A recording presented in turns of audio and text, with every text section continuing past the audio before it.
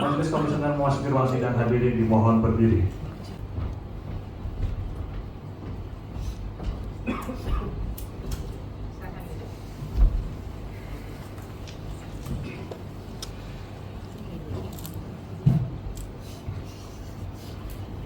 Selamat pagi dan salam sejahtera. Sidang Komisi Informasi Pusat dengan nomor register sengketa 112-12-KIP-PS-PS-2022 antara Erwin Febrian Syuhada terhadap Kementerian Energi dan Sumber Daya Mineral Republik Indonesia pada hari ini Senin 2 Juni 2025 dengan ini dinyatakan dibuka dan terbuka untuk umum. Pak Mitra, para pihak hadir semua? Sudah hadir majelis. Baik, silakan pihak termohon menempati tempat yang sudah disediakan di sebelah kiri majelis dan pihak pemohon akan mengikuti melalui Zoom. Pemohon bisa mendengar suara majelis? Bisa mendengar majelis. Terdengar dengan jelas ya? Terdengar dengan jelas. Baik.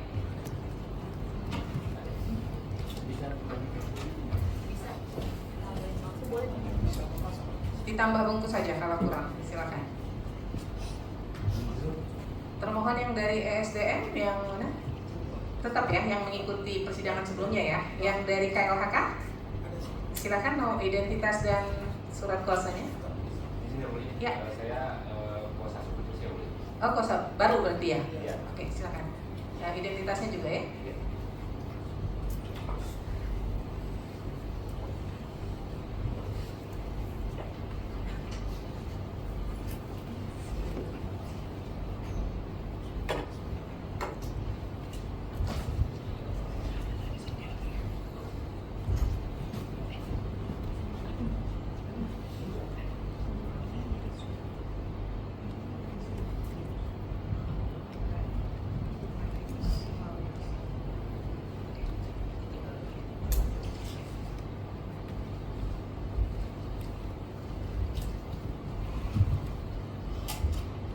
Hari ini agenda kita ada dua. Yang pertama adalah mendengarkan keterangan dari para pihak, yaitu Kementerian KLHK, dan yang kedua adalah mendengarkan keterangan saksi dari pihak pemohon.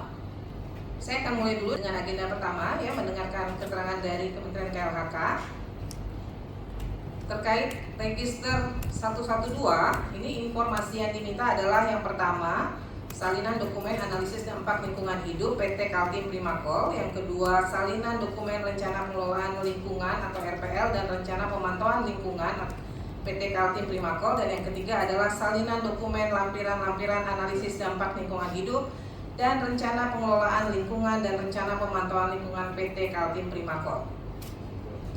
Menurut pihak ESDM atau pihak termohon dari Kementerian ESDM mengatakan bahwa Kementerian SDM kemudian mengecualikan karena informasi terkait dokumen AMDAL ini adalah lampiran atau persyaratan yang disyaratkan untuk PT Primakol ketika mengajukan izin, gitu ya, sehingga penguasa informasinya adalah KLHK. Kemudian KLHK mengecualikan informasi terkait hasil analisis dampak lingkungan hidup. Nah, silakan dari KLHK bisa menjelaskan kepada majelis kenapa informasi terkait analisis dampak lingkungan hidup menjadi informasi yang dikecualikan.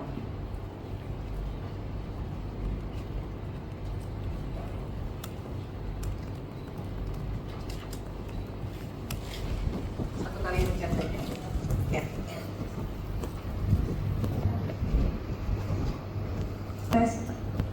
Mohon izin Ketua Majelis, sebelumnya perkenalkan saya Hanum dari Biro Humas mewakili PBD, dan di sini ada Pak Maurius, beliau dari Direktorat PD Luka untuk yang menangani AMDAL. Jadi Ketua Majelis izin untuk terkait dengan dokumen AMDAL, memang kami sebelum itu sudah ada di daftar informasi dikecualikan di SK-nya terbit tahun 2024. Jadi untuk AMDAL sendiri itu dikecualikan berbentuk soft copy dan dalam bentuk yang AMDAL masih proses. Namun apabila untuk dokumen AMDAL yang sudah selesai dinilai dan sudah disetujui oleh Menteri Lingkungan Hidup, pada saat sekarang Menteri Lingkungan Hidup, sebelumnya LHK, itu maka boleh menjadi dokumen publik dan berhak untuk diberikan kepada pemohon. Namun ada beberapa hal yang mulia untuk terkait dengan dokumen AMDAL. Untuk terkait dengan soft copy ini, apabila dokumen AMDAL-nya itu yang dikerjakan atau diprakarsai oleh KLH dan dikuasai oleh kami, itu maka bisa kami berikan. Namun apabila dokumen AMDAL-nya itu diproses oleh daerah, dan saat ini kami memiliki yang namanya AMDALNet yang mulia. Jadi apabila diproses melalui AMDALNet itu maka bisa kami berikan. Dengan begitu yang mulia, nanti boleh dari rekan saya Pak Maurinus yang akan menjelaskan secara teknis terkait dengan dokumen AMDAL. Kalau yang menjadi persyaratan untuk kemudian diserahkan kepada Kementerian ESDM itu sudah selesai proses atau tidak? Sudah. Artinya boleh dibuka. Ya, Menjadi informasi terbuka. Betul. Jadi pada dasarnya dokumen yang sudah selesai sudah ditandatangani oleh Menteri dan itu boleh menjadi dokumen publik. Iya. Sudah selesai berarti ya, sudah ditandatangani. Nah, tadi kan yang dikatakan bahwa ada prosesnya yang dilakukan oleh KLHK, ada yang dilakukan oleh daerah ya. Betul. Nah, kalau untuk AMDAL untuk Primakol sendiri dilakukan oleh KLHK atau oleh daerah? Boleh dijawab, silakan. Mohon izin, Ketua Majelis, perkenalkan kembali, nama saya Maurinus Roy Agung Cahyadi dari Direktorat Pencegahan Dampak Lingkungan Usaha dan Kegiatan. Jadi ingin menyampaikan bahwa kewenangan untuk penilaian dokumen AMDAL itu terbagi di pemerintah pusat, di provinsi dan di kabupaten kota. Nah, ada era-eranya di mana ada proses penilaian dokumen lingkungan itu ada di daerah. Jadi untuk Kaltim Primakol KPC ini awal prosesnya itu diawali tahun 1988. Itu proses AMDAL-nya di Departemen Pertambangan sampai dengan 2019. Kemudian di tahun 2005 itu proses AMDAL-nya ada di Bupati Kutai Timur sampai dengan AMDAL tahun 2021. Terakhir 2021 Adendum AMDAL diproses di Kabupaten Kutai Timur. Nah, setelah periodisasi itu terbit yang Undang-Undang Cipta Kerja dan PP 22 tahun 2021, kewenangan untuk kegiatan pertambangan itu ada di Kementerian Pusat. Nah, di era 2021 dan sekarang itu KPC itu tidak mengajukan proses dengan Adendum AMDAL, namun ada proses yang di pusat itu melalui namanya integrasi. Jadi tidak merubah dokumen AMDAL-nya, yang berubah hanya SK persetujuan lingkungan saja, karena hanya menambahkan terkait dengan persetujuan teknis. Nah, memang kami LH itu menerbitkan di tahun 2023 dan 2025 ini sedang dalam proses, itu adalah integrasi saja Bu. Jadi tidak, dokumen AMDAL-nya tidak berubah sejak tahun 2021. Jadi SK persetujuan lingkungannya berubah, namun dokumen AMDAL-nya tidak berubah. Mungkin saya ulangi ya, untuk supaya lebih jelas. Jadi PT Primakol ini mengajukan untuk AMDAL-nya di tahun 1998. Awalnya. Pertama kali. Awalnya. Kemudian keluarnya AMDAL-nya di tahun berapa? Di 88 tersebut. Di 88 tersebut. Sudah. Waktu itu masih kewenangan Departemen Pertambangan. Departemen Pertambangan. Oke. Kemudian tahun 1999 sampai 2021 ini yang di Kutai Timur apanya? Adendumnya Bu. Adendumnya. Yang tersebut ada perubahan lagi di 2025, 2005 dan 2021. Baik. Kemudian setelah tahun 2021 kewenangannya ditarik ke pusat. Cuman dia hanya untuk mengintegrasi ya. Kalau integrasi itu apa yang dilakukan? Jadi amanat dalam PP 22 itu setiap perusahaan yang melakukan pembuangan air limbah ke badan air itu dia wajib memiliki persetujuan teknis. Persetujuan teknis untuk pembuangan baku mutu air, emisi ataupun pengolahan bahan B3. Nah, ini kegiatan ini tidak mengubah dokumen induknya. Dokumen AMDAL tidak berubah, namun dia hanya menyusun namanya dokumen kajian teknis terkait persetujuan air limbah. Nah, surat persetujuan tersebut itu diintegrasikan, ditambahkan ke dalam persetujuan lingkungan, Bu. Baik. Nah, untuk dokumen AMDAL yang di tahun 98 ini kan Departemen Pertambangan awalnya diserahkan nggak kepada KLHK? Artinya informasinya sekarang ada dalam penguasaan KLHK nggak? yang awalnya nih. Ya, kalau dalam proses persetujuan lingkungan di 2023 kemarin yang integrasi, mereka melampirkan semua dokumen awal yang dimiliki itu. Oh, oke. Jadi kami hanya menerima dalam bentuk soft copy saja. Ya, berarti artinya kan ada ya dalam penguasaan KLHK ya Betul. informasinya ya. Ya, baik. Baik, saya perhatikan majelis pimpinan kalau ada yang ingin menggali.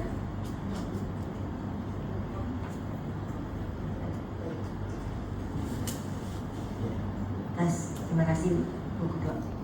Saya langsung mengatakan ya. Ini kan terkait dengan permohonan hari ini melibatkan dua lembaga. Nah, saya ingin tahu kalau misalnya ranahnya di KL, sekarang LHK ya, LHK. Kalau misalnya ada kondisi-kondisi khusus yang mereka ingin peroleh penjelasan, itu bagaimana mekanisme respon dari LHK? Terutama yang misalnya ini kan pasti masyarakat atau katakanlah ingin memperoleh penjelasan tidak pihak, bisa beberapa pihak. Ada pihak yang memang terdampak, ada yang ingin mengetahui. Nah, dalam hal ini seperti apa mekanismenya? Mohon izin menjawab. Untuk mekanisme menjawab kami serahkan pada mekanisme yang PPID izin. Jadi kami juga sebelumnya ini kami juga menerima beberapa permohonan informasi terkait informasi serupa. Jadi memang sudah ada beberapa LDH, terutama LDH Ibu untuk yang meminta dokumen AMDAL. Nah, jadi kalau kami masuk ke kami untuk dokumen persetujuan lingkungan atau AMDAL yang ke KLH, itu kami proses menurut standar dari Undang-Undang KIP itu sendiri, Bu. Jadi selama ini kami tetap memberikan dengan ketentuan tadi untuk dokumen AMDAL apabila diminta itu maka yang sudah selesai. Baik, itu dari segi layanan pemberian informasi. Kalau layanan ibaratnya meminimalisir risiko terkait misalnya, kan kita nggak tahu ya dampak AMDAL itu apakah ada masih terkawal atau tidak, itu bagaimana mekanismenya? Ya, baik. Kalau untuk teknisnya, kami itu pertama berkoordinasi dulu dengan unit teknis. Karena kan kalau di kami di Biro Humas itu kan seperti kanal aja, jadi CS-nya seperti itu ya. Jadi kami PD Luka dari Deputi Tata Lingkungan dan Sumber Daya Alam itu merupakan deputi teknis yang memang mengerjakan untuk AMDAL-nya itu sendiri. Jadi kami berkoordinasi dengan PD Luka, kemudian nanti dokumen-dokumennya semua itu dari mereka Ibu untuk yang diberikan. Kalau untuk case ini, apakah pernah perolehan informasi dan bagaimana responsnya? Oh ya, mohon izin Ibu, jadi ini pas kebetulan kami juga mendapatkan permohonan informasi untuk AMDAL PLTU, ini sedang berjalan sebenarnya. Yang ini khusus ini, Kalau yang ini, kalau yang KPC ini terus terang kami di KLH ini belum ada. Jadi ini saya baca untuk permohonan informasinya, mohon dikoreksi dari Pak Rafiq. Mungkin ini kan tahun 2022 ya Ibu, jadi ini masih di LHK, jadi di Biro Humas KLHK, dan kebetulan memang kami di Biro Humas KLH ini timnya baru semua Ibu, jadi tidak ada yang dari KLHK. Jadi ini kami perlu koordinasikan dulu untuk yang dari permintaan 2022 ini statusnya seperti apa mungkin nanti. Ya, perubahan struktur tidak berarti mengurangi berubah untuk proses layanan kan ya Mbak? Iya, betul. Ya. Jadi kalau koordinasi tetap berharap masyarakat bisa diupayakan secepat mungkin dalam respon. Terima kasih. Cukup.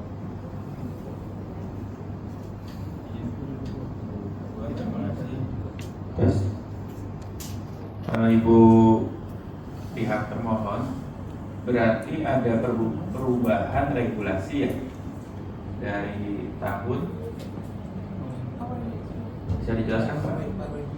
Jadi coba dijelaskan ada berapa kali perubahan regulasi sebagai pemahaman majelis terhadap hasilnya, karena kita juga akan melihat ini register masuk di tahun berapa dan pada saat itu regulasi mana yang berlaku. Tapi juga kita akan sangat mempertimbangkan ketika tahun ini kita sidangkan, maka juga kita pertimbangkan mana regulasi yang berlaku di hari ini. Karena kita untuk memutuskan kan pasti membukanya di tahun ini. Jadi bisa nggak dijelaskan ada berapa kali perubahan fase terkait AMDAL ini? Mohon izin. Jadi pengaturan dari kewenangan AMDAL memang dimulai sejak di PP tahun 86, itu PP 29. Kemudian di tahun berapa? PP 29, Pak. 86. Nah, pada waktu itu yang kewenangan pengaturan untuk kegiatan pertambangan ada di pusat. Kemudian diatur di tahun 93 itu dengan PP 51 itu proses kewenangan itu sudah berpindah ke daerah pada PP 51 tahun 2093. 1993 ini ke daerah. Ya, ke daerah. Ada sebagian memang untuk penilaian dokumen AMDAL-nya itu memang dibagi-bagi antara pusat, provinsi dan kabupaten kota. Oke. Kemudian di era tahun 99 ada Masih bentuk PP juga. masih PP 27 tahun PP 1997. Ya, tahun 99. Ini masih 99. kewenangan, ya sama, kewenangan masih sama. Yang membedakan apa rentang waktu laporannya ke kementerian? Tidak, karena pada waktu itu hanya terbit undang-undangnya berganti, jadi ada PP barunya muncul. Oh, undang-undang apa yang mempengaruhi PP barunya? Saya belum nanti Pokoknya, ya PK yang Terbitnya laporan PP PP-nya itu ya. karena ada undang-undang baru. Ya. Ya, terus? Kemudian terbit Undang-Undang 32 tahun 2009, ada PP baru di tahun 2012, PP 27 lagi 2012, Pak. Karena ada Undang-Undang 23 tahun 2009. Undang-Undang 32 tahun 2009. Oh, 32 tahun 2009. Ya. Kemudian pengaturan PP-nya diubah kembali di 2012. PP 27 juga nomornya PP 27 tahun 2011. 2012. Nah, pengaturan untuk kewenangan diatur di dalam Permen LH nomor 8 tahun 2013. Berarti tadinya, ini saya sempat baca-baca ya, tolong dikonfirmasi ya. Berarti tadinya laporan itu masuknya ke Pemprov atau Pemk, lalu kemudian ke kementerian gitu kan? Ya. Tolong dikonfirmasi ya. Ya. Nah, saya soalnya sempat baca-baca dan kami pernah bersidang register yang singgungannya punya irisan ke regulasi semacam ini. Berarti tadinya ke Pemkot dan Pemprov, lalu pindah ke Kementerian LHK. Ya, ke awalnya di era di 80-an, 90-an ke bawah itu masih di pusat. Ya, udah, yang itu udah. Kemudian PP 27 2012 itu Ya. ke Masih Permen di- LHK. Masih ya, turunannya dengan Double. Permen LH itu masih di daerah untuk kegiatan Tapi pertama. udah double ya, udah tembusan ke Permen LHK ya. Tembusan ya, Ya. pengawasan ya. Kemudian di 2020 terbit Undang-Undang Cipta Kerja. 2000 bulan November 2020 terbit Undang-Undang Cipta Kerja. Turunannya adalah PP 22 tahun 2021. Kewenangannya berpindah bahwa kegiatan pertambangan itu di pusat. Ya. Nah, tonggaknya di situ, batasnya di 2021. Nah, Udah, berarti terakhir itu ya. terakhir itu, Pak. Jadi ada 4 kali fase ya perubahan. Apakah ada perubahan dalam hal substansi penyimpanan? Nah, dia dikecualikan. Katakan waktu itu kita belum mengenal istilah itu. Apa ada perubahan dalam hal ini AMDAL sifatnya terbuka karena ada ruang partisipasi yang diundang, ada kebutuhan masyarakat untuk mengawal. Nah, itu mulai dari kapan? Nah, kita langsung aja, fase kapan itu sudah boleh di-report? Kalau dikonfirmasi ya, setahu saya itu sudah mulai ada informasi, mulai dibuka ruang partisipasi sejak PP 2799. kalau nggak salah ya. Nah, tapi terbukanya itu bukan data atau informasi di antara laporan. Jadi dia ada ambang batasnya. Nanti tolong dibantu konfirmasinya, karena saya juga harus diingatkan lagi. Jadi dia ada ambang batas laporannya. Pada saat informasi yang diminta di antara laporan itu dikecualikan. Tapi pada saat rentang antara misalnya 3 bulan sekali ya sudah dilaporkan, sudah naik ke kementerian, itu sudah bisa dibuka karena sudah laporan. Bentuknya bahkan ada press release-nya segala gitu lah. Ini benar nggak? Jadi biar saya memahami bahwa informasi kalau sudah sampai ke kementerian itu sudah bisa dikatakan sebagai informasi publik, karena sebagai laporan dari pelaku industri, katakan begitu, terkait dengan tanggung jawab mereka dengan lingkungan sosialnya, environmental ininya, responsibility. Lalu kemudian itu bisa diumumkan. Coba saya tutup konfirmasinya. Baik, mohon maaf Pak Majelis. Jadi kalau untuk publish dokumen lingkungan di era yang sebelum itu memang kami tidak tahu Pak. Maksudnya apakah itu diperbolehkan dipublish atau tidak? Sebelum itu tuh berarti sebelum yang adanya Undang-Undang Cipta Kerja. Ya. Oke. Ya, tapi memang di dalam PP 2799 dan PP 27 2012 memang ada tahapan kegiatan di mana setelah izin lingkungan diterbitkan itu dipublish, diumumkan. Ada tahapan seperti itu. Jadi itu sebelum adanya Undang-Undang Cipta Kerja juga gitu. Sudah ada. Berarti betul dong yang saya sebut tadi setelah 2009 kan? 99 ya. 99 itu PP 27 kan? Iya. Nah, boleh. Cuma kalau mengenai datanya itu boleh diambil orang lain atau tidak, kami tidak. Iya. Tapi kalau untuk sudah mulai dipublish. Sudah Ya, itu istilahnya kalau di undang-undang kami namanya informasi publik terbuka. Cuma di 99 itu istilah itu belum dikenal karena undang-undang kami Undang-Undang 14 tahun 2008. Gitu. Itu aja. Ya. Terus ada lagi? Nah. Tapi betul kan informasi ketika yang diminta itu adalah antara waktu laporan itu masih dirahasiakan. Proses. Iya. Di industri itu kan, Iya. masih dipegang industri. Iya. Tapi setelah dia diangkat, dilaporkan ke meja kementerian pusat, dia sudah bahasa bapak tadi dipublish. Ya, setelah izin lingkungan diterbitkan, maka itu harus diumumkan. Jadi Iya. diumumkan artinya boleh dibuka Sebagai social responsibility dari pelaku industri, ya kan? Terima kasih. Baik, saya ke KLHK tadi. Ada nggak di dalam dokumen AMDAL itu informasi yang dikecualikan? Atau semuanya boleh dibuka kepada publik? Dari hasil uji konsekuensi yang mungkin sudah dilakukan oleh KLHK? Ya, boleh Bu. Jadi dokumen AMDAL apabila sudah disetujui, sudah ada surat keputusannya dari Menteri, maka itu boleh dibuka untuk sebelumnya. Dibuka semuanya ya? Ya. Di era sekarang ini kan sudah ada PPID ya. Kemudian Perpi 1 2021 kan ada yang namanya bagi pakai informasi, ya kan, bagi pakai ya antar dan publiknya apalagi antar kementerian. Nah, dari sudut pandang KLHK dengan sistem bagi pakai ini kan KLHK yang melakukan analisisnya. Kemudian itu setelah selesai, setelah ditandatangani atau informasi menjadi informasi terbuka diserahkan kepada ESDM, ya kan? Berarti kan ESDM juga menguasai informasi yang merupakan produk dari KLHK. Nah, ketika ada pemohon meminta informasi, apakah harus melalui KLHK atau juga bisa ke ESDM sebagai pihak yang juga menerima informasi gitu loh? Mohon izin menjawab, Ketua. Kalau untuk pada dasarnya kalau untuk dokumen yang memang kita kuasai yang kami kuasai kemudian memangnya ada di kita dan diminta di kita itu maka bisa kami berikan seperti itu.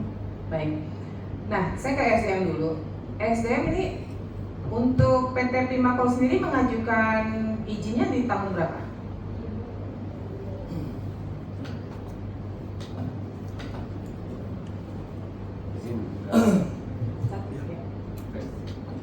Tes.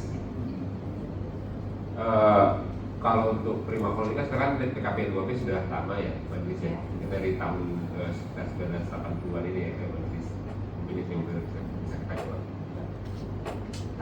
Tahun 1980-an nanti. 1980-an? Iya.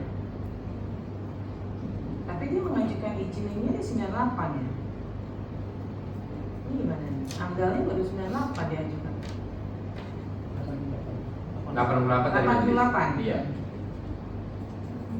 1988. Data valid dari SDM di tahun berapa?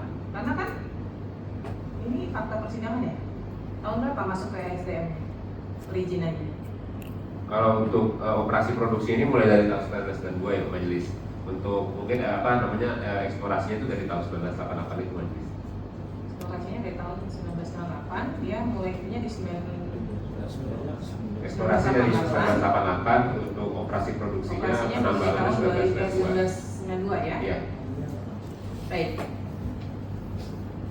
Saya ke KLHK lagi. Kan ESDM tidak punya kewenangan atau menurut KLHK ESDM punya kewenangan nggak? Misalnya nih, ini kan permohonan informasi yang diajukan oleh pemohon kan di tahun 2022 ya. Karena kemudian ditemukan ada persoalan di lapangan, gitu kan, dari hasil analisis dampak lingkungan hidup yang sudah dilakukan. Nah, ketika terjadi keluhan dari masyarakat terkait kondisi AMDAL sehingga mereka meminta bagaimana mana sih hasil AMDAL yang sudah dilakukan, apakah sesuai atau tidak, siapa yang kemudian menindaklanjuti? Pihak ESDM atau pihak KLHK?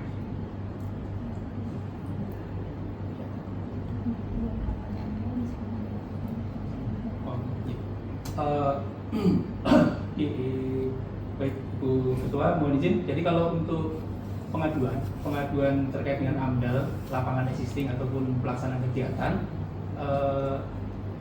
itu bisa diajukan kepada Deputi Penegakan Hukum, Bu. Jadi kalau dokumennya kan sudah ada. Jadi untuk kegiatan lapangan yang dirasa dampaknya tidak berdampak terhadap lingkungan, itu maka boleh diajukan ke Deputi Penegakan Hukum, Bu, dari LH. Deputi Penegakan Hukum KLHK. KLHK, iya KLHK, LH. Kalau sekarang LH. Kalau zaman dulu, ya. LH. Artinya dokumen itu di ESDM hanya sebatas persyaratan. Kalau pemohon kemudian menemukan bahwa ini kan persyaratan yang diajukan untuk memenuhi perizinan yang dikeluarkan oleh ESDM. Apapun yang ditemukan dalam dokumen itu tidak menjadi tanggung jawab ESDM. Benar gitu. Ya. Jadi mohon izin. Jadi kami sampaikan kembali tadi ada era kewenangan tadi, Bu. Kalau memang dokumen AMDAL-nya di tahun 1988, penerbit pada waktu adalah memang Departemen Pertambangan. Maka tanggung jawabnya adalah di Departemen Pertambangan yang menerbitkan dokumen lingkungan. Pertambangan itu sekarang di mana? SDM. Oh, SDM ya. Pada era itu. Okay. Nah, cuman kan dokumen AMDAL KPC ini kan sudah berapa kali direvisi, diadendum, yang kewenangan terakhir itu berada di untuk dokumennya ada di Kutai Timur, Kabupaten Kutai Timur. Nah, di era setelah PP 22 ini UCK, semua kewenangan pertambangan kan di pusat. Artinya secara lingkungan menjadi tanggung jawab dari Kementerian Pusat. LH. Nah, informasi tambahan tadi di 2023 KPC tadi melakukan perubahan kebutuhan lingkungan untuk mengintegrasikan kebutuhan teknis tersebut. Nah, kewenangan itu berarti untuk semua kegiatan yang berdampak lingkungan menjadi kewenangan dari pusat.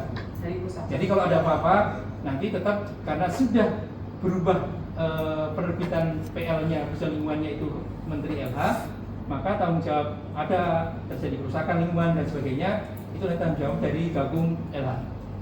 Ya, jadi begini. Ini soalnya kan ada dua fase ya. Fase pertama ketika AMDAL itu dilakukan, itu masih di SDM dalam hal ini pertambangan ya, gitu. Kemudian seiring perjalanan waktu, prosesnya kemudian berpindah ke LH nih, ya kan? Sekarang menjadi tanggung jawab LH. Padahal kalau kita bicara awalnya yang mengeluarkan informasi ini adalah tanggung jawabnya dari SDM ya, dalam hal ini pertambangan gitu. Nah, saya nanti dari dua-duanya boleh menjawab ya.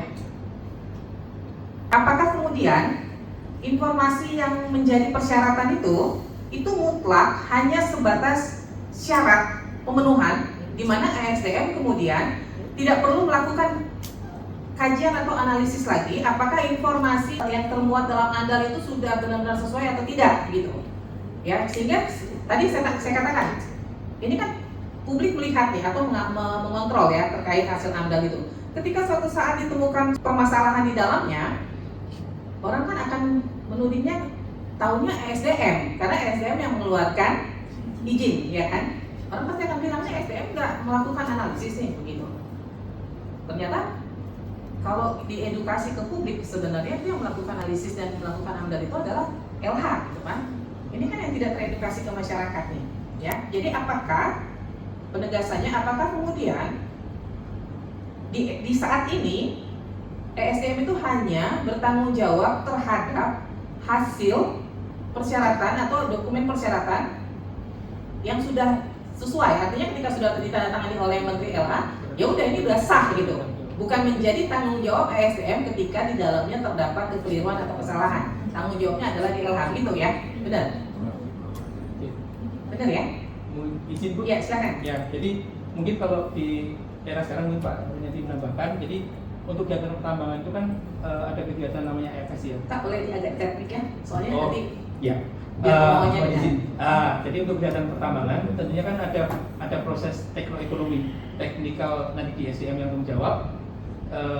Untuk lingkungan ada di instansi LH, baik di pusat atau di provinsi dan kabupaten kota. Nah, ini ada pembagiannya Bu. Jadi pembagian terkait dengan tanggung jawab teknikal pertambangan SDM, teknikal lingkungan ada di instansi LH. Jadi kalau tadi satu kesatuan izin, memang izin yang diberikan adalah izin dari SDM, namun secara lingkungan, aspek lingkungan tanggung jawabnya di instansi LH. Baik itu di pusat, provinsi atau kabupaten kota sebagai penerbit dari persoalan lingkungan tersebut. Baik, terima kasih. Saya mungkin mau menambahkan Ibu Majelis. Jadi memang di tempat kami itu ada pembagian wewenang seperti tadi dari teman-teman KLHK. Jadi kita itu memang itu hanya mengurus masalah izin. Lingkungan memang sebelumnya selain itu sebelumnya tanggung jawab karena kita selain memang ada pembagian kerja itu juga kita menghormati apa yang menjadi wewenang KLH. Dan kompetensi kita itu memang tidak ada di lingkungan. Jadi saat proses produksi baru kita melakukan pengawasan, tapi tidak terkait dengan lingkungan. Kecuali tadi seperti ada pengaduan dan pengaduan dari masyarakat itu disampaikan melalui Dirjen Gakum KLHK dan KLHK bersuara ke kami, baru kita bisa melakukan pengawasan bersama izin majelis. Sepenuhnya memang kalau untuk lingkungan itu ya namanya juga tiap-tiap kementerian kita nggak bisa masuk ke area mereka gitu. Terima kasih majelis. Berarti salinan dokumen analisis dampak lingkungan hidup ini menjadi penguasaannya LH. Kemudian rencana pengelolaan lingkungan LH. Ya. Satu dokumen itu dokumen. Ini satu dokumen. Rencana pemantauan lingkungan juga satu dokumen. Ya. Jadi dalam dokumen AMDAL, analisis mengenai dampak lingkungan itu terdiri dari 3 dokumen. Subnya dokumen AMDAL, analisis dampak lingkungan, dokumen RKL dan dokumen RPL, rencana pengelolaan dan rencana pemantauan. Dan ini semua terbuka. Terbuka Ya. Jadi mohon izin tambahan Ya. Bu Majelis. Jadi untuk yang sekarang ini proses dokumen lingkungan itu ada di AMDALNet, sistem informasi AMDALNet. Jadi kalau surat keputusannya sudah terbit, dokumen sudah final, itu publik bisa langsung mendownload sendiri di sistem AMDALNet. Tidak perlu bersurat juga bisa langsung download. Itu tersedia lengkap. Yang diproses yang di era sekarang. Jadi yang di era sekarang kan, kalau ya, di era lama. Yang sekarang 2000 yang diizin Pak Soei yang diminta 2021 dan 2022. Iya, betul. Enggak, maksudnya ini informasi tambahan bahwa LHK itu sudah membuat sistem informasi AMDALNet di tahun 2023 akhir. Itu kan semua sudah berproses di AMDALNet. Nah, untuk yang berproses yang sudah full di AMDALNet, dokumennya dapat download Bu. Tapi kalau yang berproses belum itu memang belum tersedia. Iya, berarti kan yang Primapol ini belum tersedia ya? Belum tersedia Bu. Ya, tadi kalau tersedia saya langsung mau suruh download aja gitu loh kan. Ternyata belum ya. Belum. Baik, saya ke pemohon lagi ya. Pemohon dari SDM ini kan dari pihak LH sudah mengatakan bahwa informasinya terbuka. Sementara kan di uji konsekuensi SDM masih menyatakan dikecualikan ya karena mengacu ke LH ya, mengacu ke LH. Nah, dengan sistem bagi pakai informasi ini apa kemudian yang menjadi persoalan dari SDM untuk kemudian memberikan informasi yang sudah dinyatakan terbuka? Izin majelis, jadi memang sebenarnya KLHK juga itu melanggar apa yang sudah disampaikan di DIK-nya. Harusnya mencabut DIK-nya dulu baru bisa tayang itu. Nah setelah mereka merubah DIK-nya kan akan melanggar kalau umpamanya kita memberikan informasi itu. Jadi di KLHK juga kan masih dikecualikan, jadi tempat kami juga kan masih kami kecualikan. Kalau memang untuk diberikan akan kami angkat dulu itu. Ya, dari ini kayaknya sudah ada yang terbaru. Belum. Ya, mohon izin menjawab Ya. Ketua. Jadi kami saat ini masih memakai daftar SK daftar informasi dikecualikan.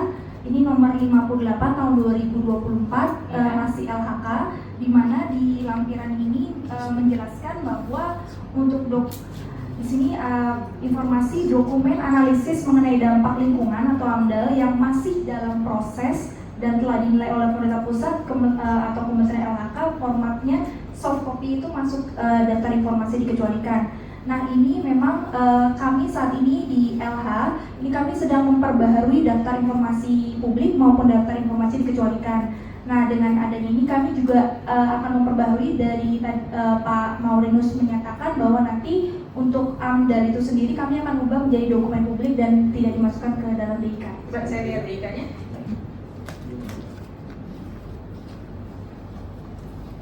Mana yang Maurinus?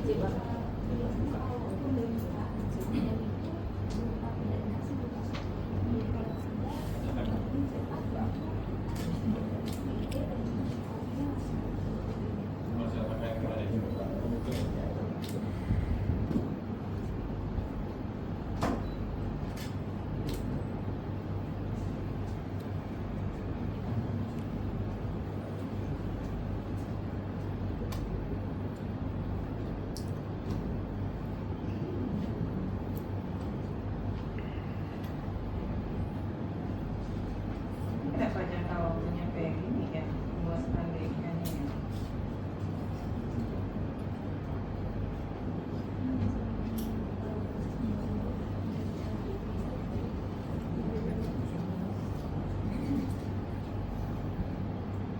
Jadi DIK itu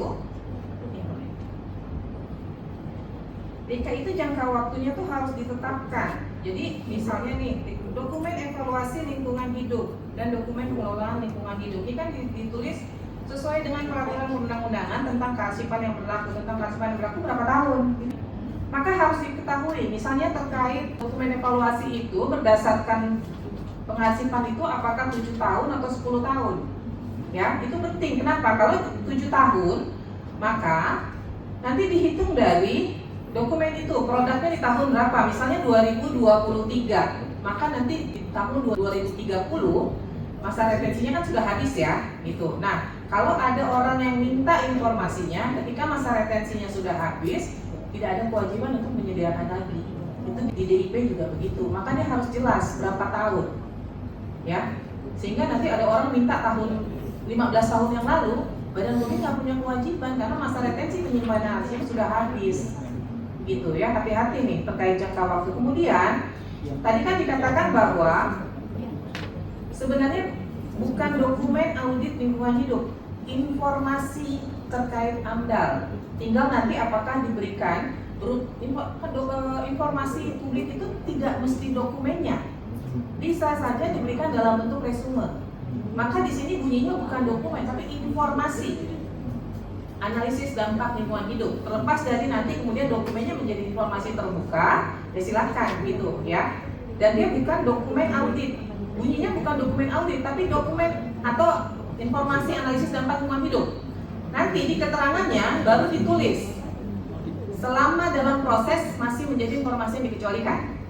Nah, setelah resmi ditandatangani oleh Menteri menjadi informasi yang terbuka. Keterangannya begitu di sini. Sehingga nanti itu bisa jadi pegangan buat misalnya Kementerian ESDM, artinya ketika sudah ditandatangani berarti sudah resmi, berarti boleh dibuka menjadi informasi terbuka. Maka itu harus jelas. Kalau di sini kan nggak jelas nih, sampai ada persetujuan dari pejabat yang berwenang. Pejabat yang berwenangnya siapa? Maka kalau memang pejabatnya adalah menteri harus jelas ditekankan. Setelah ada persetujuan dari menteri atau tanda tangan menteri menjadi informasi yang terbuka. Dia harus jelas menjadi informasi terbuka. Kalau hanya ditulis ini tidak permanen sampai ada persetujuan dari pejabat yang berwenang dari kementerian lain, termasuk SDM akan ragu untuk memberikan karena ini kemudian menjadi terbuka atau enggak ya, gitu. Ya, maka ini harus direvisi secepatnya sehingga ini menjadi kepentingan bagi badan publik lain. Karena kan bukan hanya ESDM nih yang terkait analisis dampak lingkungan hidup kan, banyak juga badan publik lain ya. Itu juga bisa kemudian memakai acuan dari hasil daftar informasi publik dan dasar informasi yang dikecualikan yang dikuasai oleh KLHK atau KLH ya. Baik, ada lagi? Silakan. Iya, izin. Baik, terima kasih. Ini menjadi perkembangan. Rasanya kalau untuk permohonan atau kondisi ini mungkin saja bukan baru ini terjadi. Ya. Undang-Undang Nomor 14 Tahun 2008 sebetulnya memfasilitasi bagaimana good governance. Ini bagian edukasi itu. Bagaimana memberikan ruang kepada masyarakat untuk mengawal good governance, meski terdampak atau tidak. Ya. Hari ini yang terdampak. Dan mungkin ini kebetulan yang masuk untuk permohonan informasi. Menjadi masukan juga dengan Kementerian Lingkungan Hidup bahwa ketika terkait AMDAL merujuk kepada ketentuan sah-sah saja, tetapi begitu ada perkembangan yang rasanya mungkin untuk kepentingan masyarakat dan merasa terlalu banyak tahapan yang harus dilalui, sementara dampaknya berkelanjutan, ini menjadi revisi juga bagaimana ketentuan internal. Ini kebetulan permohonannya diajukan. Bagaimana masyarakat yang hanya tidak teredukasi tapi merasakan dampak yang sedemikian rupa. Oleh sebab itu koordinasi antara ISDM sama LH menjadi bagian pertimbangan Pak dengan adanya permohonan ini. Jadi bagaimana ke depannya ISDM juga tidak hanya, mohon maaf, stempel pos tanpa masuk pada ranah esensi AMDAL itu, atau ada masukan bagaimana nanti ketika ada masa-masa tertentu, ketika ada masalah itu bisa ISDM menjadi peran untuk menginformasikan. Jangan menunggu permohonan informasi, jangan menunggu terdampaknya. Kasihan masyarakat Pak. Kalau tadi paham ya, kalau memang kita paham bahwa ranah tetap kewenangan tanggung jawab itu masing-masing. Tapi bukan tidak mungkin koordinasi tetap. Coba kalau kita bayangkan kita pada keluarga kita ada pada posisi yang terdampak. Jadi oleh sebab itu menjadi bagian penting juga, walaupun misalnya secara tata kelola itu hanya pas ranahnya yang NH, tapi nggak apa-apa juga kalau dikawal update lingkungan, ya kan, info yang berkembang, ya, tinggal ada peran koordinatif karena tanggung jawab moralnya bukan hanya kepada manusia. Terima kasih. Jadi pesannya adalah bagaimana review berkala terhadap izin yang kita keluarkan. Baik, terima kasih kepada pihak LH. Saya persilakan kembali ke tempat. Kami sudah selesai mendalami apa yang kami butuhkan. Selanjutnya kami akan mendengarkan keterangan dari saksi pemohon. Pak Kasno, bisa mendengar suara saya? Izin majelis, bisa dengan jelas saya mendengar. Ya, baik. Gimana kabarnya Pak Kasno, sehat? Baik, cuacanya lagi hujan tapi sehat saja. Baik, siap memberikan keterangan ya sebagai saksi pada pagi hari ini? Siap. Ya, sebelum kami mendengarkan keterangan sebagai saksi, kami akan mengambil sumpah. Nanti silakan mengikuti majelis untuk pengambilan sumpahnya, ya. Kak Kasno bisa mendengar suara saya? Bisa mendengar Pak Majelis. Ya.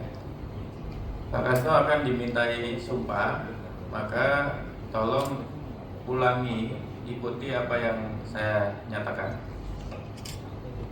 Baik. Demi Allah, Demi Allah, saya bersumpah saya bersumpah sebagai saksi sebagai saksi akan memberikan keterangan yang sebenarnya, tidak lain daripada sebenarnya. Terima kasih. Baik, terima kasih. Pak Kasno, bisa dijelaskan kepada majelis sudah berapa lama tinggal di daerah Kalimantan Timur, ya?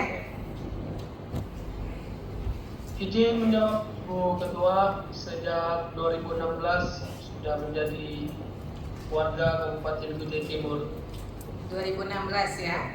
Tinggal di lokasi daerah Primakol? Benar. Iya, itu proyeknya apa ya Pak ya? Kegiatannya dari PT Primakol itu apa ya? Pertambangan batubara. Pertambangan batubara ya. Ya, mungkin bisa disampaikan kepada majelis, Pak Kusno, apa sih yang menjadi persoalan atau permasalahan yang timbul di lapangan sehingga masyarakat kemudian mengajukan permohonan terkait analisis dampak lingkungan hidup dari PT Primakol? Baik, izin Ketua Majelis menjawab.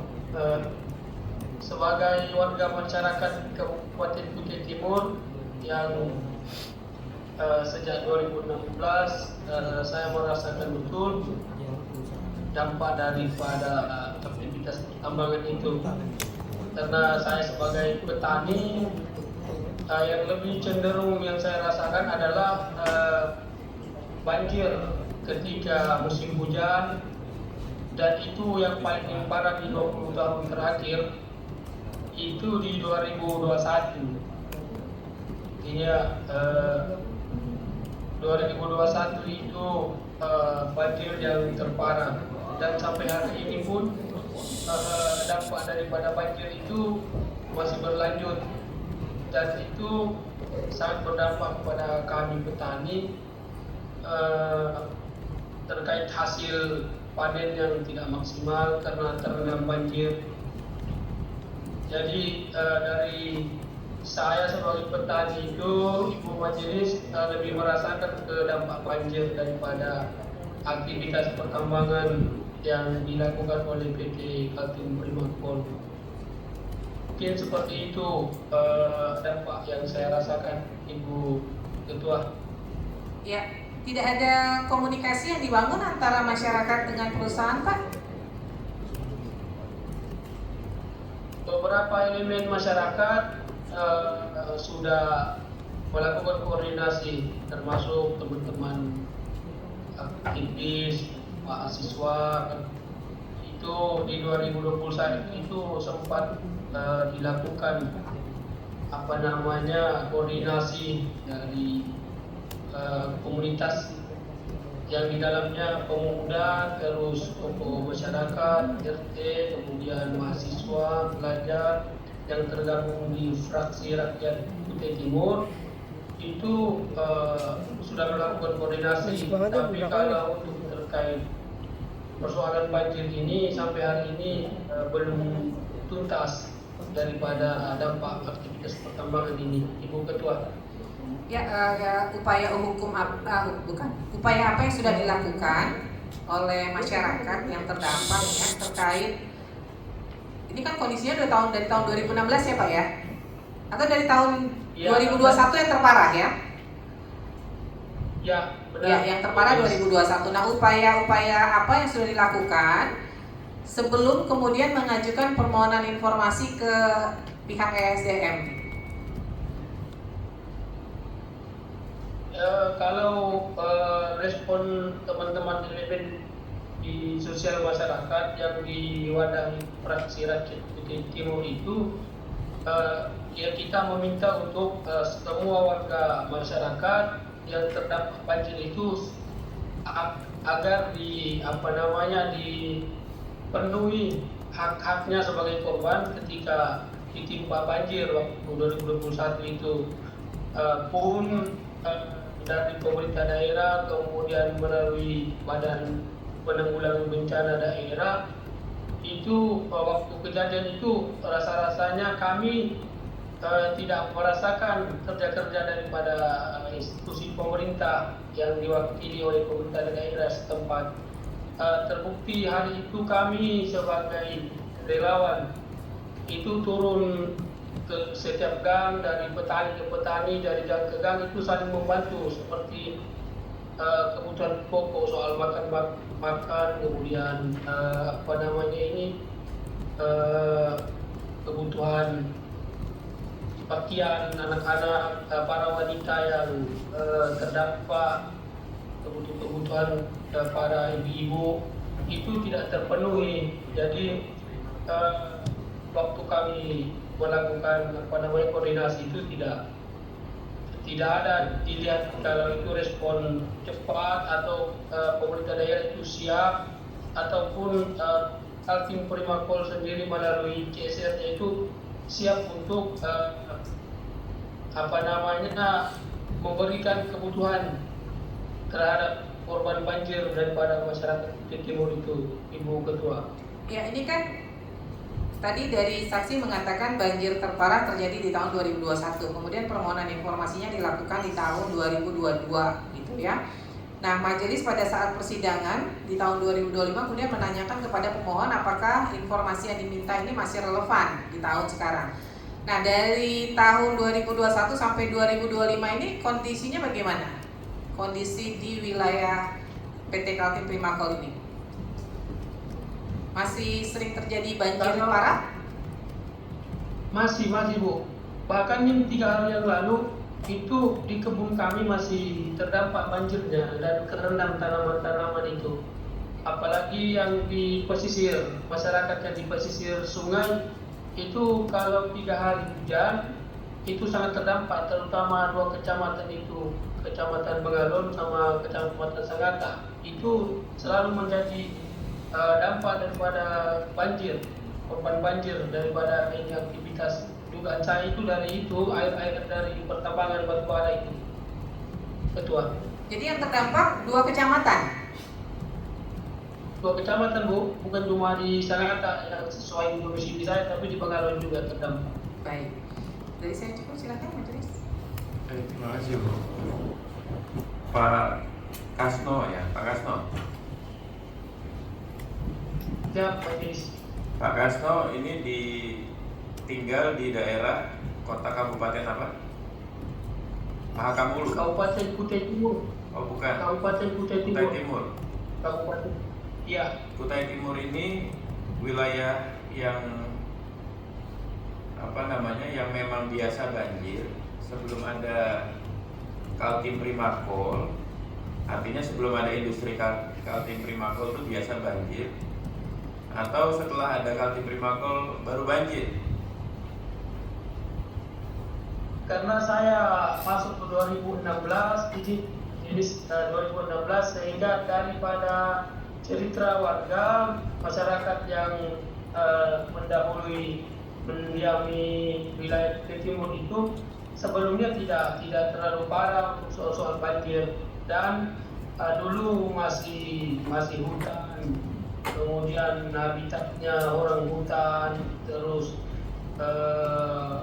habitat flora yang lain juga itu aman. Tapi hari ini yang saya rasakan di 2016 itu sering banjir setiap kali hujan, apalagi kalau hujannya itu lebih dari 2-3 hari, itu sebagai warga kita sudah siap-siap untuk evakuasi mandiri pribadi, menyelamatkan nyawa atau yang lain.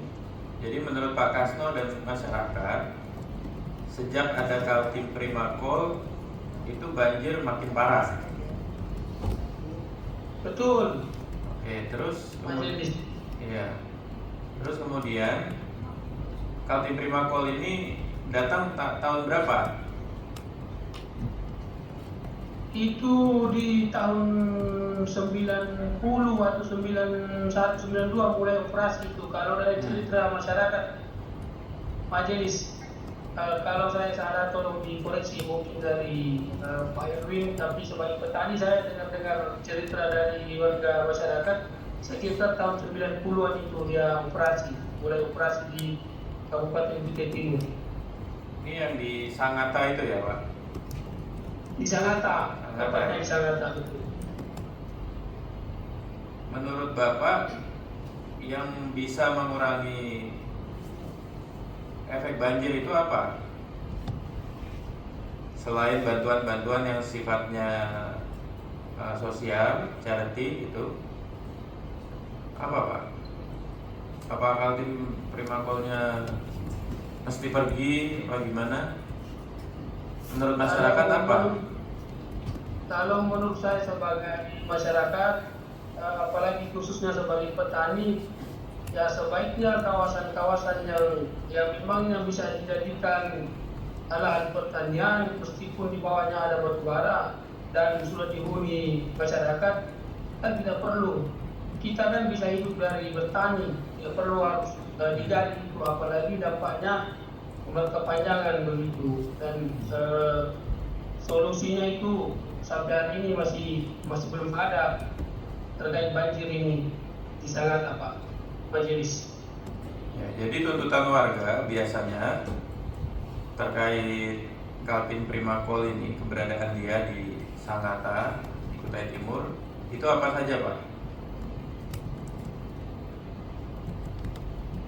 Apa yang menurut masyarakat Kaltim Primakol ini harus bertanggung jawab? Izin menjawab majelis, ya Kaltim Primakol wajib bertanggung jawab ya melakukan penataan lingkungan kembali, kemudian alur daripada air dari hulu ke hilir itu lebih diperhatikan lagi supaya ketika musim hujan debit air naik itu tidak merambat sampai ke kebun-kebun kami sebagai masyarakat. Sungai-sungainya diperbaiki, dilibatkan. Masa dia ambil hasil bumi kemudian tidak bisa memberikan kenyamanan bagi kami sebagai petani atau warga lainnya, Pak Majelis. Saya tanya terakhir ya, di sana ada sekolah atau perguruan tinggi nggak? Paling dekat dari wilayah Sangatta Kutai Timur ada sekolah atau perguruan tinggi nggak? Izin sekolah ada, kemudian perguruan tinggi ada juga di sini, dan itu sering terdampak banjir. Di kampus Sekolah Tinggi Agama Islam itu sekolah tinggi apa namanya? Tetap ada Stai Sangatta, perguruan tinggi Stai Sangatta itu ketika musim hujan maka banjir sampai ke dalam halaman kampus, bahkan masuk ke dalam ruangan kelas itu. Terima kasih Bu.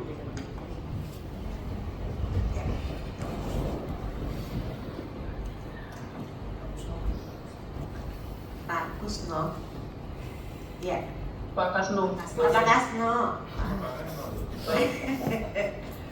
Pak Kasno, kami ikut memahami dan merasakan kondisi yang dialami oleh Pak Kasno dan lingkungannya. Tetapi menurut Pak Kasno, kan ini memang memberikan informasi ke kita kondisi yang dirasakan. Mana lebih yang diinginkan? Ya, karena kan kalau misalnya AMDAL tahapannya baiklah dikasihkan. Nah, kita juga tidak mungkin ya perlu digali lagi pemahaman tentang AMDAL itu.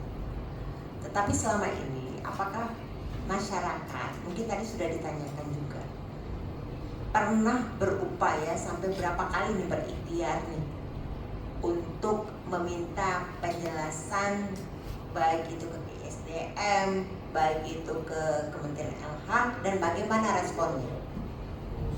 Dari awal terasa pertanyaan sampai sekarang ada berapa puluh kali atau cukup sekali? Izin Bu Ketua izin menjawab majelis. Saya bukan Bu Ketua, Bu Ketua Bu Komisioner nggak apa-apa. Majelis. Nah. Ya, Ibu Majelis. Mohon maaf petani jadi tidak Nggak apa-apa. Ya, kebun saya Bu, sorry. Nggak apa-apa Pak. Ya kira-kira dari masyarakat tuh sudah berapa kali dari awal dirasakan? Mungkin sekali merasa oh ini biasa banjir. Ternyata tadi kan ada pernyataan dari Bapak menyelamatkan nyawa. Jadi saya bisa membayangkan itu seperti apa gitu. Nah ini kebetulan ada nih SDM. Ini dari unsur kemanusiaan. Jadi bukan unsur regulasi lagi kita bicara. Unsur kemanusiaan yang perlu disikapi. Kalau cuma informasi AMDAL itu mungkin perpanjangannya lama lagi waktunya. Ini seperti apa? Saya ingin tahu nih. Ini direkam Pak ya. Ini menjadi poin juga catatan khusus bagi SDM maupun LH ya, kementeriannya. Sudah berapa kali Pak? Dan responnya bagaimana? Izin menjawab Bu Majelis. Jadi terkait respon itu kami petani selalu komplain ke RT setempat untuk berkoordinasi. Kemudian jawaban RT akan menghubungi pihak eksternal, ada namanya eksternal KPC. Kemudian Forkopimda yang ada di sini. Tapi hanya sebatas itu Bu. Setiap kali ada banjir kami melakukan protes, minta bagaimana supaya aluran air tidak mengenangi tanaman kami itu tidak ada, dan bahkan sampai per detik ini. Dan sekarang lagi hujan juga di sini, agak gerimis.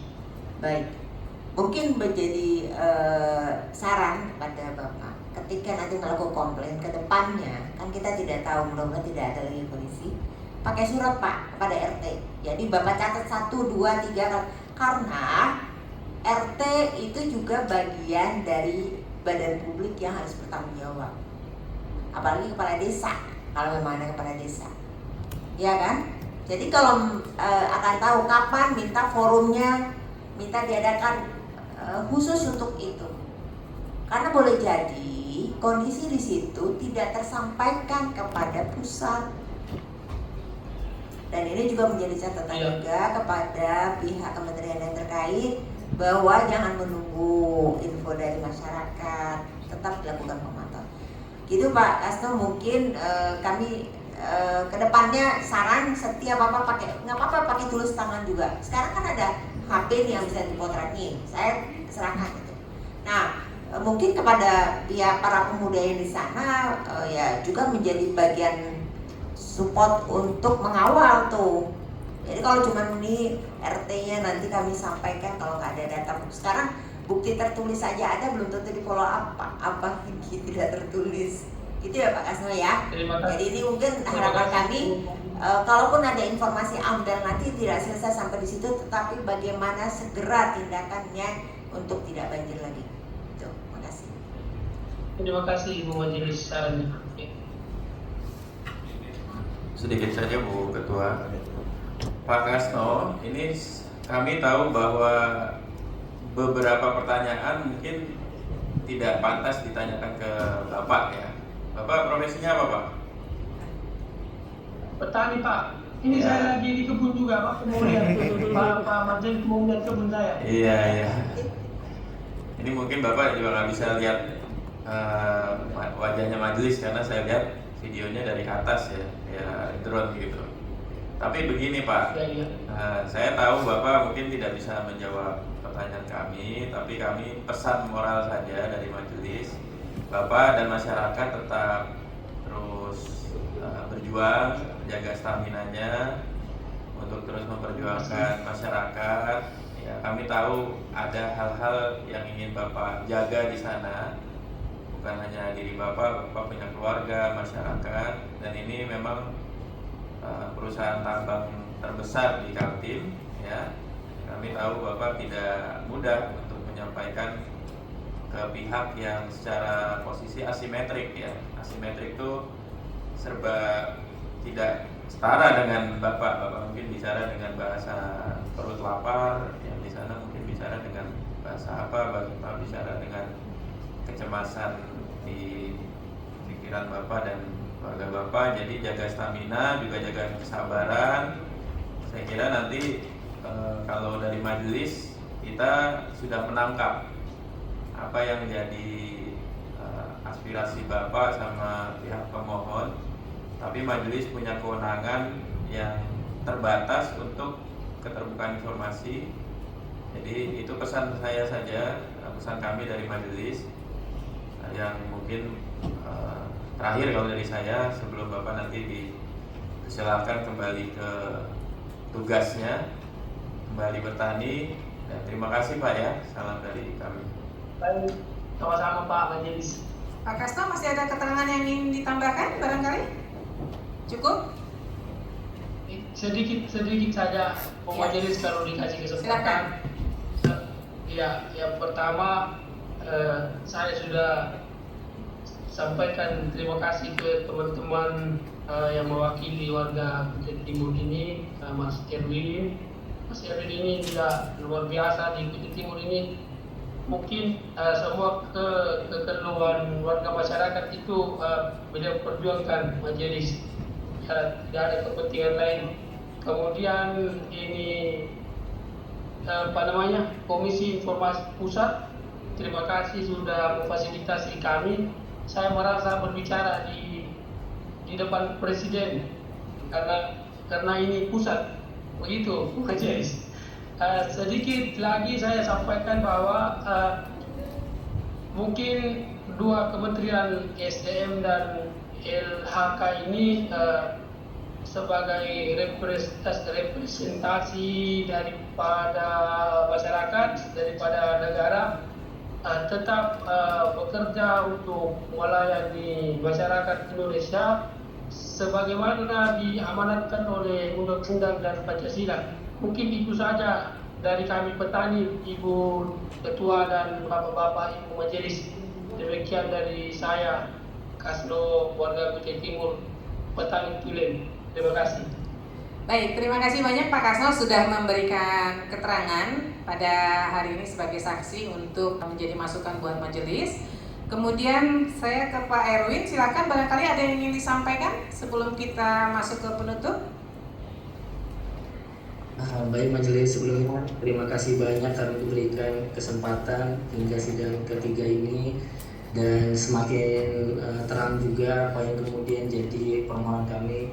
Mungkin majelis sedikit mengingatkan saja majelis bahwa pada tanggal 18 November di 2022 kemarin, saat Kementerian SDM meminta kami untuk bersurat ke Kementerian KLHK terkait permohonan kami sudah memasukkannya majelis melalui email di November tanggal 18 tahun 2022. Jadi mungkin itu terlewat oleh Kementerian KLHK sehingga tidak terjawab.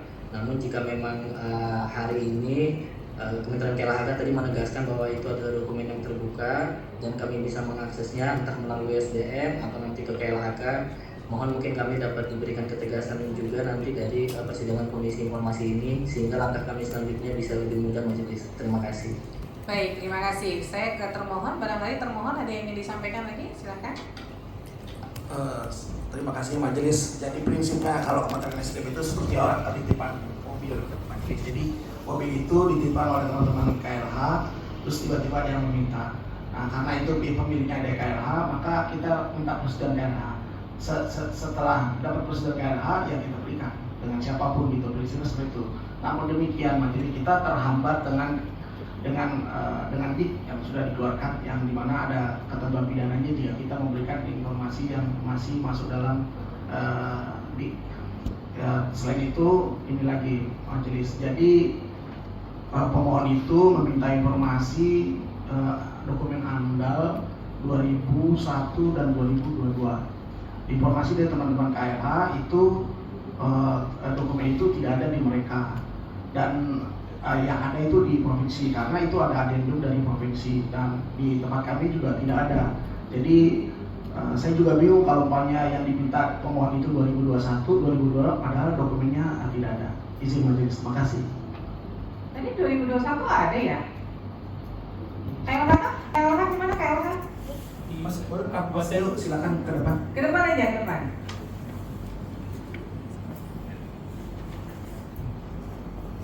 Mohon izin Bu Ketua. Ya.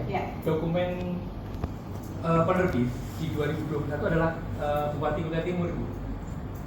Nah, kalau yang tadi saya sampaikan bahwa di kami itu kami collecting itu di 2024 kemarin, Bu. Jadi soft copy itu kami kumpulkan.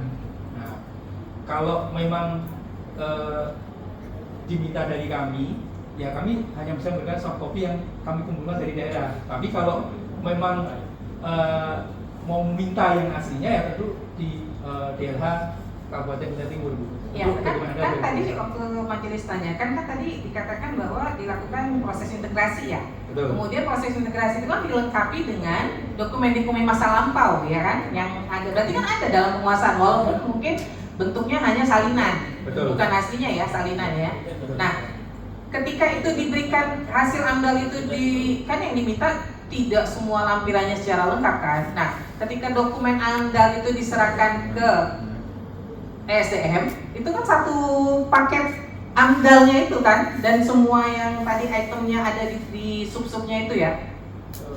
Enggak, Bu. Jadi pada waktu proses, kalau kami ada proses persualiman tadi, itu kan diproses di 2023. Ya. Yang kami terbitkan itu hanya SK-nya saja, Bu, tanpa dokumen. SK-nya saja? Ya, kayak ini, Bu. Ibu kayak STNK dan motor. Nah, STNK itu mau dibalik nama sama KPC, Bu. Yang kami terbitkan hanya ini aja, Bu. Hanya STNK saja yang baru. Persyaratan di belakangnya? Tidak. Yang kami keluarkan hanya SK terbarunya saja, SK. Urusnya dari awal. Ya, karena dia tidak mengalami proses dokumen tidak berubah. Iya, tidak diulang. Nah, sekarang pertanyaan saya, AMDAL yang diserahkan ke ESDM itu SK-nya saja atau dokumen utuhnya? Dokumen itu kan berarti tadi di dalamnya tuh ada sesuai yang diminta ya. Berarti kan di dalamnya ada RPL kan, ada rencana pemantauan lingkungan, ada rencana pengelolaan lingkungan beserta lampiran-lampirannya. Nah, yang diserahkan ke ESDM atau yang di ESDM-nya apa yang ada? Ya, kalau dari kami, Bu, jadi kalau proses di 2023 kami hanya menerbitkan SK-nya saja. Nah, kalau untuk persyaratan di SDM diminta untuk dokumen AMDAL-nya, tentu dia akan melampirkan dokumen AMDAL yang di era-era sebelumnya, Bu. Ya, ini kan yang diminta 2021-2022 ya? 2022 tidak ada proses, Bu. 2021 berarti? Ya, itu diproses di Kabupaten Kutai Timur untuk dokumennya. Nah, kalau untuk penerbitan misalnya untuk izin OP dan sebagainya nanti di teman-teman SDM, tentu dia akan melampirkan persetujuan lingkungan yang hanya SK-nya saja dari kami. Nah, lampiran-lampirannya adalah dokumen-dokumen yang diproses di daerah. Gitu. Nah, kalau di SDM nggak perlu tuh lampiran AMDAL itu? Atau hanya butuh SK yang dikeluarkan oleh KLH? Kalau untuk lampiran, ya kami juga perlu yang boleh. Nah, berarti kan harusnya ada dong. Karena kan yang mengeluarkan awal juga dari SDM ya AMDAL-nya, dari pertambangannya.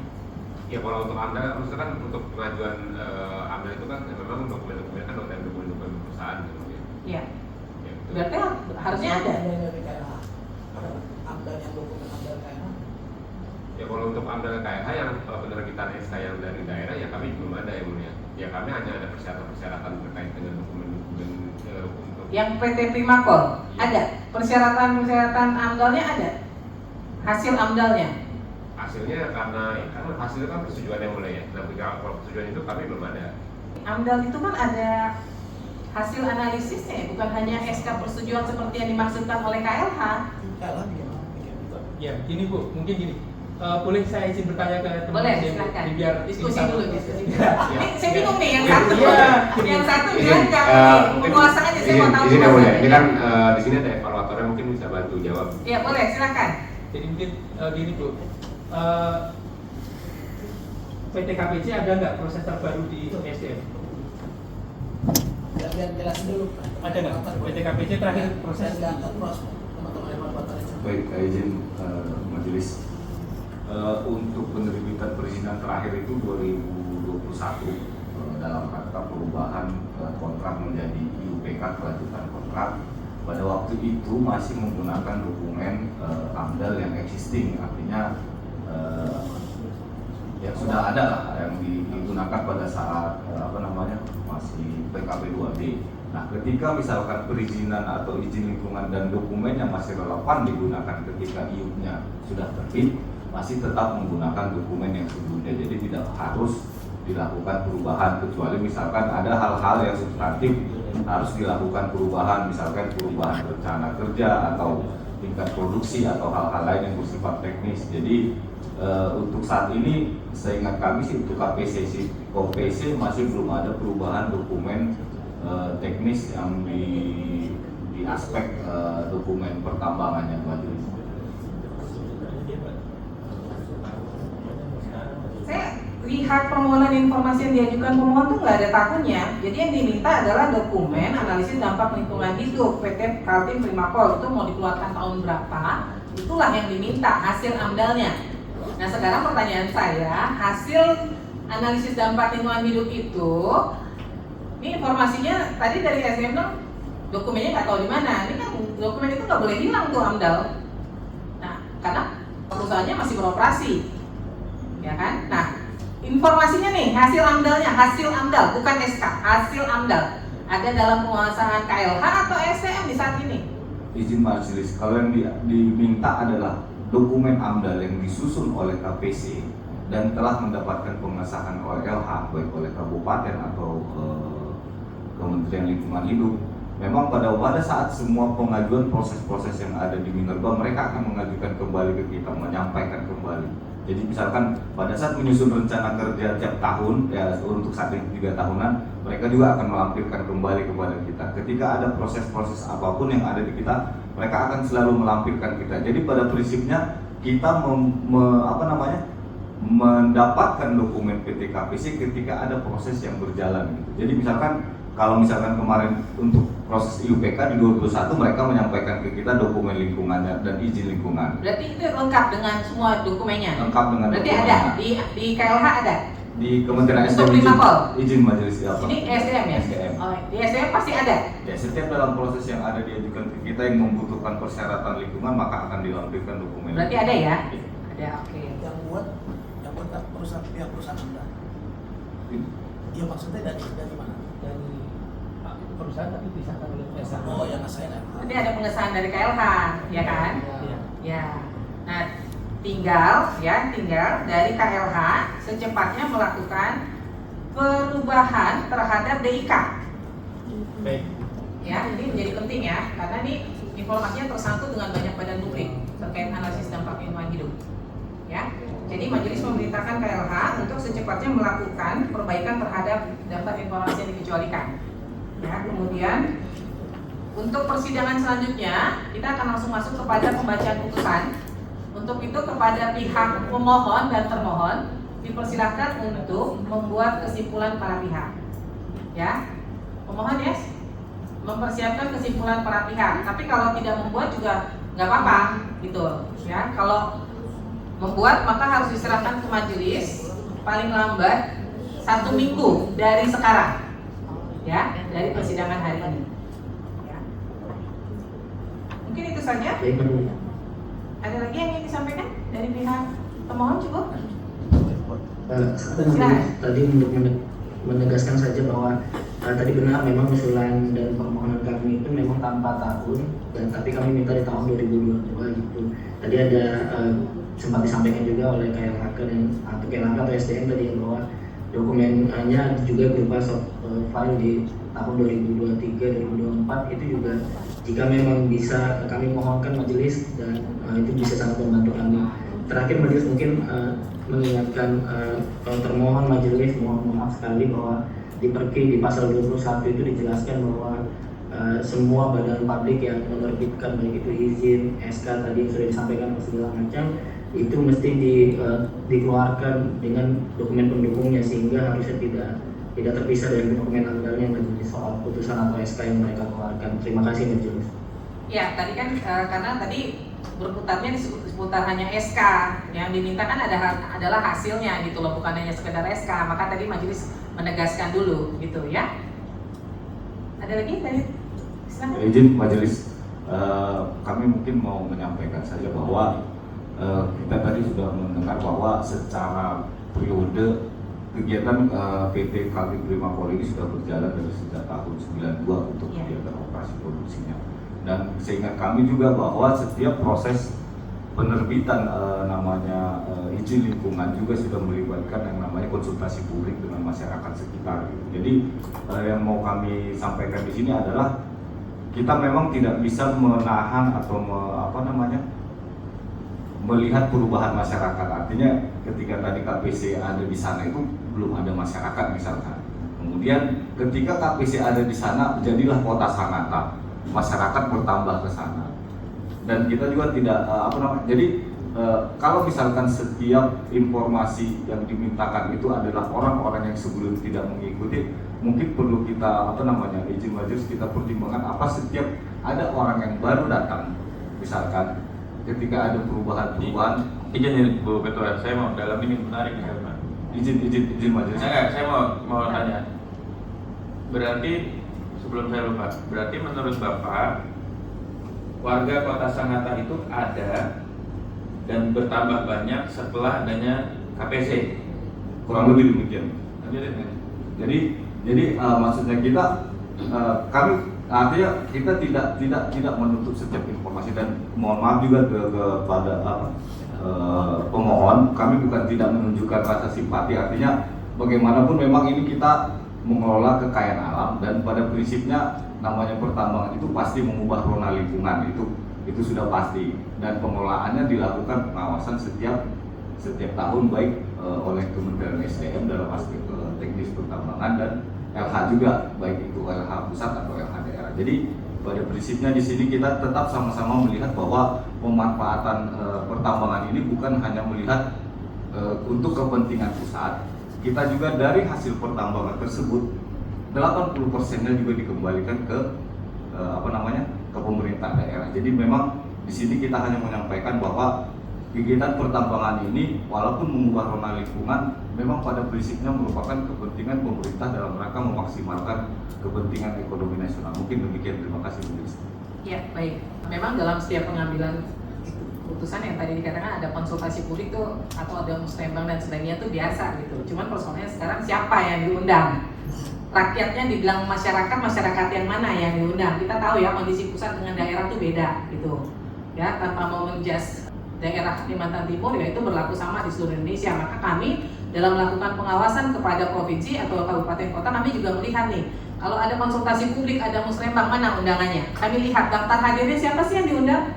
Era keterbukaan ini kemudian bisa melihat yang diundang ini bagian dari yang bisa diajak kerjasama atau memang masyarakat umum yang boleh menghadiri pertemuan yang dibuka untuk publik gitu.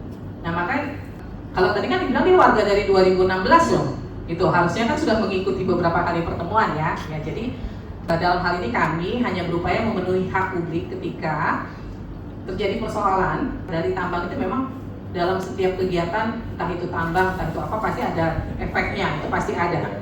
Ya, tapi ketika efeknya kemudian sudah sangat meluas merugikan publik, tentu saja ketika publik bereaksi ya harus ada penjelasan yang bisa disampaikan secara logis maupun pertanggungjawaban dari hasil yang tadi kalau diminta AMDAL ya AMDAL gitu ya. Gitu ya. Jadi di era keterbukaan ini ya ketika itu diminta ya kalau memang terbuka diberikan saja. Intinya sih ya. Ada lagi barangkali cukup? Cukup ya. Baik. Dika, RKLK dalam 2 minggu ini bisa selesai? Ya. Insya Allah ini kami sedang berkoordinasi untuk rapat internal DIK. Ya, secepatnya ya. Kalau bisa setengah majelis sampaikan dalam 2 minggu ini. Ya, nanti paralel dengan SDM juga di DIK-nya kan masih ada dikecualikan ya. Nanti silakan diperbaiki ya. Untuk cepat disampaikan kepada SDM. Kemudian tadi bagian retensinya itu berlaku untuk DIP dan DIK. Masa retensi DIP juga harus ditentukan, misalnya 10 tahun gitu. Jadi mengacu ke Undang-Undang Kasipan ya, supaya ini mengantisipasi juga karena banyak sekali yang minta yang sudah lewat ya. Misalnya perusahaannya udah tutup, udah lewat ya udah nggak bisa lagi gitu kan ya. Jadi harus hati-hati juga gitu. Ya, cukup ya.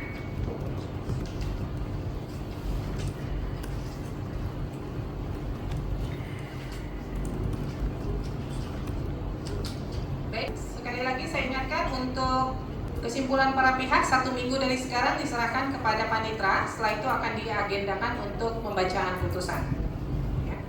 Dengan demikian, sidang Komisi Informasi Pusat dengan nomor register sengketa 112-12-Romawi-KIP-PS-2022 antara Erwin Febrian Syuhada terhadap Kementerian Energi dan Sumber Daya Mineral pada hari ini Senin 2 Juni 2025 dinyatakan selesai dan akan dilanjutkan dengan pembacaan putusan dengan waktu yang akan ditentukan kemudian.